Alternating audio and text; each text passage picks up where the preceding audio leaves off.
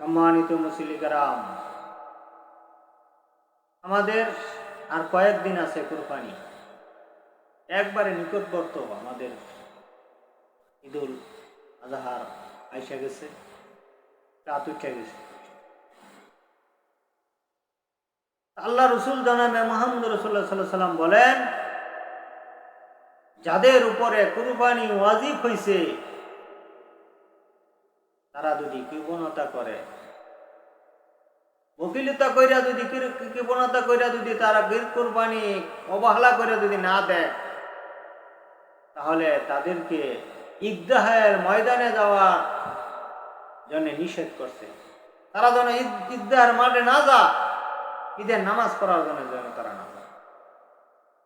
আপনি এই কথা বলতে পারেন আমার অনেক ঋণ রয়েছে,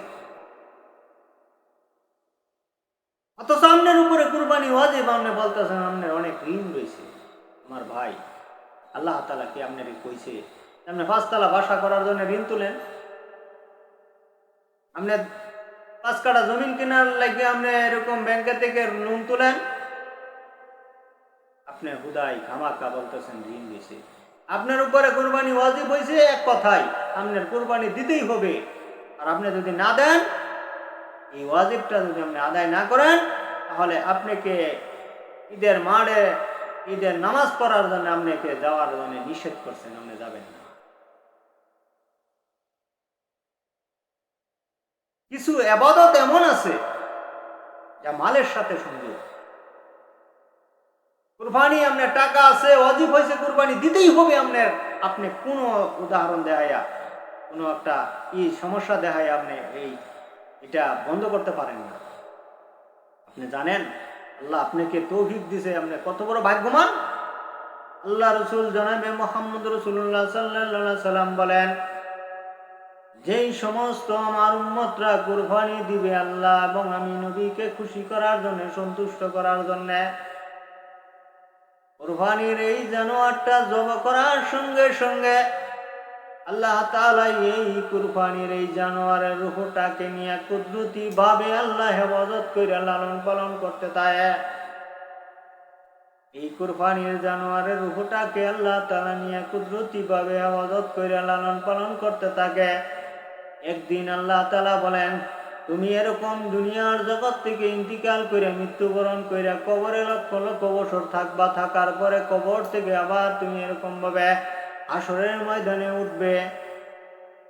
হাসরের ময়দান থেকে এরকম ভাবে তোমাকে জান্নাতে যাওয়ার রাস্তা হইল ফুলচুরত। জান্নাতে যাইতে হইলে আমার ভাই ফুলচুরত দিয়ে যাইতে হবে। ফুলচুরত তার বিকল্প আর আল্লাহ তাআলা কোনো রাস্তা রাখে নাই। আর এই ফুলচুরতটা আল্লাহ তাআলা রাখছেন জাহান্নামের উপর দিয়ে রাস্তা। জাহান্নামের উপর দিয়ে গেছে এই ফুলচুরত, এছাড়া আর কোনো বিকল্প রাস্তা নাই। ফুলচুরতের কিনারে যখন আপনি যাবেন, 30,000 বছরের রাস্তা ওই ফুলচুরত আমার ভাই, নিচে দাউ দাউ করে জ্বলন্ত আগুন জ্বলতেছে। এই ফুলচুরতের কিনারে যাওয়া মাত্রই আপনি যে আল্লাহ এবং রাসূলকে খুশি করার জন্য, সন্তুষ্ট করার জন্য আপনি যে আল্লাহর রাস্তায় কুরবানি দিছেন, এই কুরবানির জানোয়ারটাকে আল্লাহ কুদরতি ভাবে লালন পালন কইরা আল্লাহ তাআলা মুরাতাজা কইরা এই ফুলচুরতের কিনারের সামনে দাঁড়ায় রাখছেন, তারা কইরা রাখছেন। এই জানোয়ার ওই দিন ডেকে ডেকে বলবে, হে আল্লাহর বান্দা, আমি তোমার ওই মালের কুরবানির এরকম জানোয়ার আমি তোমার জন্য এরকম ভাবে অপেক্ষা করতেছি। তুমি আসো, আমার পিঠের উপরে উঠে বসো, আমি তোমাকে এই ফুলচুরতের ফুল পার করে দিবাম। এই ফুলচুরতের ফুল এই কুরবানির এই জানোয়ারে আপনাকে পার করে দিবে, আর পারনির সাথে সাথে আপনি জান্নাতে যাবেন। আর আপনি আজকে এরকম বলতেছেন আমার ঋণ আছে, এই আছে, সেই আছে, এরকম বকিল পানা করে কিপটা পানা করে আপনি কুরবানিটা দিলেন না। আপনি ওয়াজিব আপনার উপরে হয়েছিল, যে ওয়াজিবটা তরফ করার কারণে আপনি আল্লাহ রসুল যে বললেন যে ঈদের ময়দানে যায় যেন, ঈদগার মাঠে যায় যেন সে নামাজটা না পড়ে, সেজন্য ঈদের ময়দানে না যা। আপনি রাসূলের দোয়াত পড়লেন না, রাসূলের আপনি এরকম অসন্তুষ্ট আপনি নবীকে করলেন। নবী অসন্তুষ্ট হইয়া আপনার প্রতি রাগ হইয়া এই কথাটা বললেন। আর আপনি এই কাজটা করার পরে যদি এই অবস্থায় আপনি মৃত্যুবরণ করেন, রাসূলের সামনে এই মুখ আপনি কিভাবে দেখাবেন? এই সম্পদের আপনার কি উপকার হবে বলেন?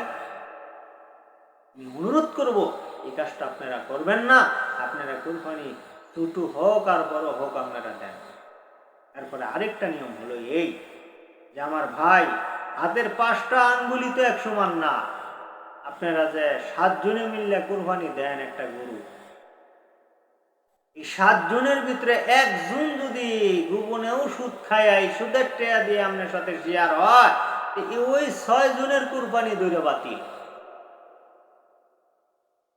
7 জন লোক কি একবারে সাচ্চা হালাল খায়, আর হালাল টাকা দিয়ে এই 7 জন লোক সাচ্চা কুরবানি দিছে, এটা কি আপনি বুকে হাত দিয়ে এই কথা শিউর বলতে পারবেন যে হ্যাঁ 7 জনের টাকা 100% হালাল?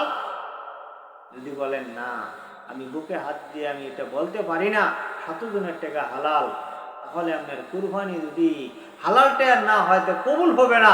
আর কবুল যদি আপনার কুরবানি না হয়, এই ভুল সুরতের ভুল আপনি বাড়াইতে পারবেন না, শুধু গুস্তু খাওয়াই হইল আপনার, কুরবানি হইল।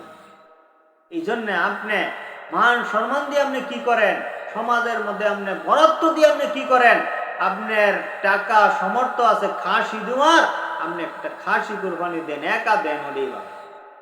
আপনার এরকম টাকা আছে সামর্থ্য যে আপনি মাত্র 30-40 হাজার টাকা দিয়ে ছুড়ু মুড়ু একটা বাছুর একটা গরু কুরবানি দিতে পারেন, আপনি ওইটা দেন, একা দেন।